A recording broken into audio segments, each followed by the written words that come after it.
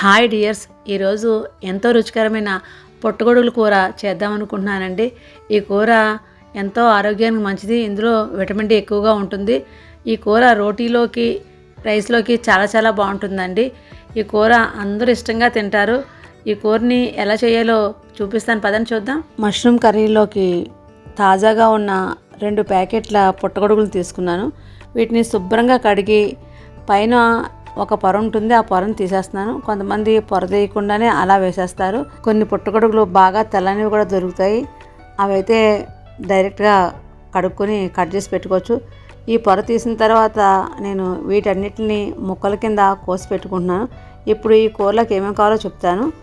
2 పెద్ద ఉల్లిపాయలు, 5 లేక 6 పచ్చిమిరపకాయలు, కొద్దిగా కొత్తిమీర, జీడిపప్పు, ఇవన్నీ తీసుకుని మనము కట్ చేసి పెట్టుకోవాలి. జీడిపప్పుని వేడి నీటిలో వేసి కాసేపు నానబెట్టుకుని ఉంచుకున్నాను. జీడిపప్పు నానిన తర్వాత మిక్సీ జార్లో వేసుకుని మెత్తటి పేస్ట్ కింద చేసుకోవాలి. ఇది ఆప్షనల్ అండి, మీకు కావాలంటే వేసుకోవచ్చు, లేకపోతే లేదు. నేను కూరలోని చిక్కదనం కోసం ఈ జీడిపప్పుని వేస్తున్నాను. పేస్ట్ కింద కాకుండా మామూలుగా కూడా వేసుకోవచ్చు. పెద్ద సైజు మష్రూమ్ని తీసుకున్నాను నేను, అందుకని ఒక్కొక్కటి 4 ముక్కల కింద కట్ చేసుకున్నాను. చిన్నవైతే 2 ముక్కల కింద కట్ చేస్తే సరిపోతుంది. పెద్ద ఉల్లిపాయల్ని సన్నగా కట్ చేసి పెట్టుకున్నాను. పచ్చిమిరపకాయలని, కొత్తిమీర కూడా సన్నగా కట్ చేసుకున్నాను. తాజా అల్లం వెల్లుల్లి పేస్ట్ని నూరుకున్నాను. ఇంకా గరం మసాలా కూడా ఫ్రెష్దే. ఇవన్నీ ఫ్రెష్గా ఉంటేనే కూర రుచిగా ఉంటుంది. కూరలోకి రుచికి సరిపడా ఉప్పు తీసుకున్నాను. పసుపు, కారం తీసుకున్నాను. ఆయిల్ వేయించడానికి కంట్రీ డిలైట్ వాళ్ళది కోల్డ్ ప్రెస్ ఆయిల్ పల్లి నూనె తీసుకున్నానండి. ఇది కూరలకు చాలా బాగుంటుంది. ఇప్పుడు స్టవ్ వెలిగించుకొని గిన్నె పెట్టి ఆయిల్ వేసుకోవాలి.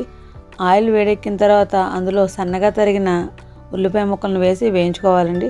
ఉల్లిపాయ ముక్కలు వేగిన తర్వాత అందులో తాజాగా నూరి పెట్టుకున్న అల్లం వెల్లుల్లి పేస్ట్ వేసి కలుపుకొని ఇందులోనే కొద్దిగా కొత్తిమీర, ఇంకా తరిగి పెట్టుకున్న పచ్చిమిరపకాయ ముక్కలు ఉన్నాయి కదా, అవి కూడా వేసి గరిటెతో ఒకసారి అటు ఇటు కలిపి కొద్దిగా వేగిన తర్వాత కట్ చేసి పెట్టుకున్న పుట్టగొడుగు ముక్కల్ని అన్నిటినీ ఈ గిన్నెలో వేసేయాలి. పుట్టగొడుగు ముక్కలు అన్నీ వేసిన తర్వాత ఒకసారి అంతా కలిపి మంట సిమ్లోనే పెట్టాలి.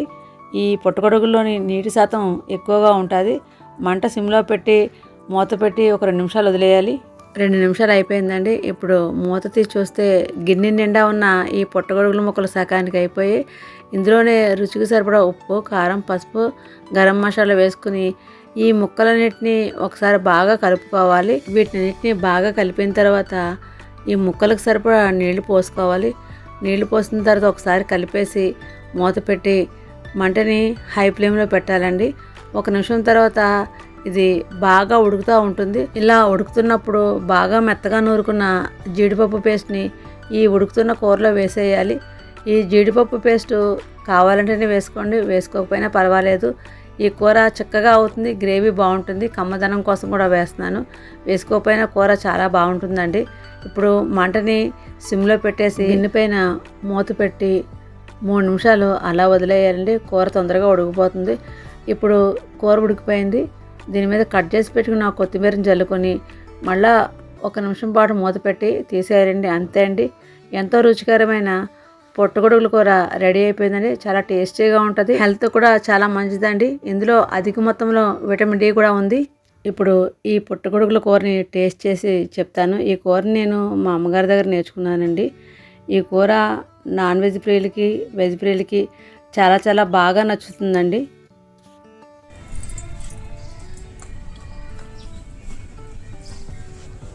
కూర చాలా బాగుంది, చాలా టేస్టీగా ఉంది. నేను చేసినట్టు చేయండి, అదిరిపోతుంది. నా వీడియో చూసిన మీ అందరికీ థ్యాంక్స్ అండి. Thank you dears.